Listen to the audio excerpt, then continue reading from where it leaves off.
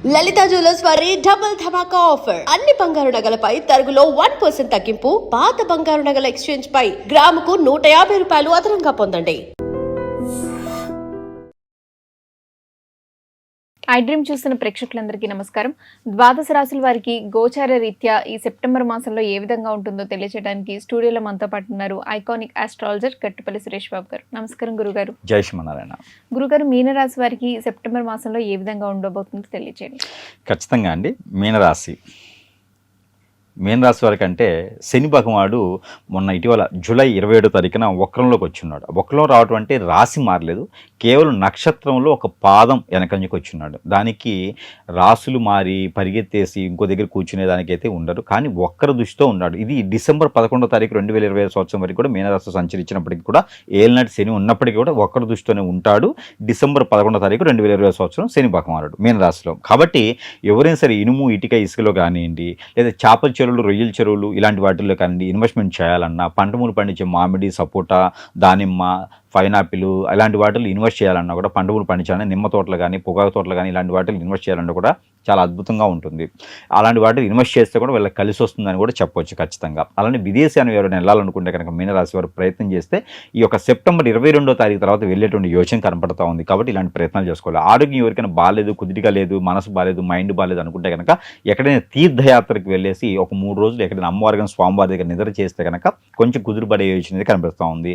ఇక ఆరోగ్య సమస్యలు అయితే కొంచెం మేర ఇబ్బందిగానే ఉన్నాయి. స్టమక్ రిలేటెడ్గా, బ్రెయిన్ రిలేటెడ్గా అయితే కొన్ని సమస్యలు కనిపిస్తూ ఉన్నాయి. అలానే వీరికి ఆందోళన చికాకు కూడా కొంత ఎక్కువగానే కనిపిస్తుంది. కాబట్టి తీర్థయాత్ర చేస్తే వీరికి మంచి జరుగుతుంది. ఇష్టదైవం కులదైవం దగ్గరికి ఎక్కడికైనా వెళ్ళే అవకాశం ఉంటే వెళ్ళాలి. ఇక పెళ్లి కాని వారికి అయితే ఈ సంవత్సరంలో పెళ్లి చేసుకోవడం మంచిది. పెళ్లి అయిన తర్వాత గొడవపడే కన్నా కూడా పెళ్లి చేసుకోవడం మంచిది కదా. పెళ్లి అయిన వారైతే ఖచ్చితంగా ఇక తప్పదు.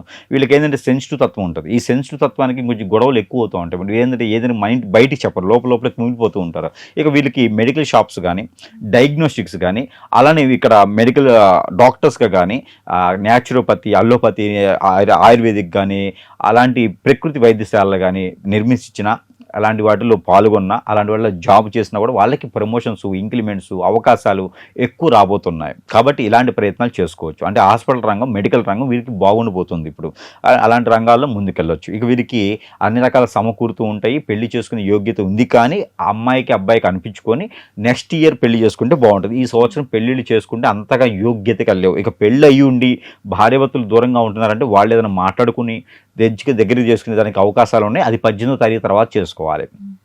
అంటే భాద్రపద మాసంలో 18వ తారీఖు తర్వాత, సెప్టెంబర్ మాసంలో 18వ తారీఖు తర్వాత భార్యాభర్తలు ఇరువురు కూడా మాట్లాడుకుంటే కనుక మళ్ళీ కోర్టు వరకు విషయాలు కూడా అన్ని దగ్గరికి వచ్చేటువంటి యోచన అయితే కనపడతా ఉంది. ఇక చిన్న చిన్న పరిహారాలు చేసుకుంటూ ఉంటే కనుక అదృష్టం కూడా బాగానే ఉంటుంది. ఇంక ఇవన్నీ కాదండి, నాకు ఈ గోచార ప్రకారంగా కాదు, దశల ప్రకారంగా కాదు, ఏదో నన్ను పట్టి పీడిస్తుంది అంటే వీరు సెన్సిటివ్ తత్వంతో ఉంటారు. కాబట్టి చిన్న చిన్న క్రియలు కూడా వీరిపైన ఎక్కువగా ఉంటుంటాయి. అందరిని ఆకట్టుకునే తత్వంతో అందరూ చాలా అద్భుతంగా ఉంటుంటారు. వీళ్ళు ఎవరిని కూడా ఇబ్బంది పెట్టాలని అనుకోరు. కాబట్టి వీరిపైన ఏదన్నా హిప్నాటిజం కానీ, వశీకరణ చేపించి వీరి మైండ్, మనసు మార్చేసి మోసం చేసేసి వెళ్ళిపోతూ ఉంటారు చాలామంది. వాళ్ళందరూ కూడా వీరు బాధపడుతుంటారు తప్పితే వాళ్ళని ఏదో చేద్దామనే ఒక ఆలోచన ఉండదు. దాంతో కుమిలిపోతూ, కుంగిపోతూ, కుషించిపోతూ ఉంటుంటారు వీళ్ళే. వాళ్ళందరూ కూడా ఈ మాసంలో కొంతమేర ఉపశమనం పొందేదానికి ఎక్కువ అవకాశం ఉందని చెప్పొచ్చు.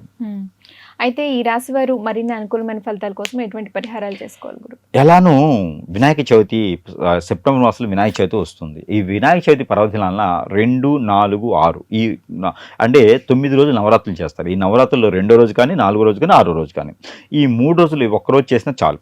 అలా 3 రోజులు చేసినా చాలు. బియ్యం పిండితో చేసేటువంటి పిండి పదార్థాలు, బియ్యము, బెల్లము ఈ 2 కలిపి ఎలాంటి పిండి పదార్థాలు వస్తాయో, సొరకాయ పాయసం కానీ, లేకపోతే కనుక అమృతం పాని కానీ, లేకుంటే కనుక కుడుములు, ఉండ్రాళ్ళు, చలిబిడి ఇవన్నీ కూడా బియ్యము, బెల్లంతో చేస్తాం. ఇలాంటి నైవేద్యం కనుక స్వామివారికి సమర్పించినట్టయితే కనుక వీరికి ఆరోగ్య సమస్యలే కాకుండా, ఆర్థిక సమస్యలే కాకుండా వీరిపైన నరదిష్టి, నరకోశ ఇవి కూడా కొంతమేర తగ్గేలా ఉన్నాయి. కాబట్టి ఇలాంటి చిన్న చిన్న పరిహారాలు చేసుకుని అదృష్టవంతులు ఖచ్చితంగా అవ్వచ్చు.